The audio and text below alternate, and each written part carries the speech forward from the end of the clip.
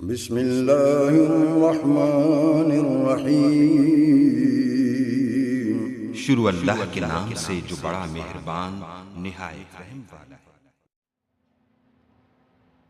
من صلى لله 16 ركعة في يوم وليلة بنى الله بيتا في الجنة 40 قبل الظهر وبعدها ركعتين وبعد ركعتين مغرب وركعتين بعد المغرب وركعتين بعد العشاء وركعتين بعد الفجر او كما قال النبي صلی اللہ علیہ وسلم۔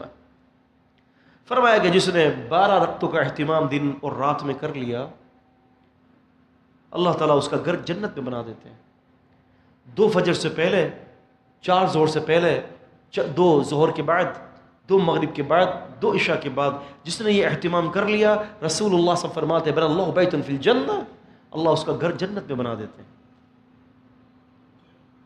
کتنا آسان، کیوں کہ آپ نے ان نماز کی محافظت کر کے اللہ کی امانت میں خیانت نہیں کی۔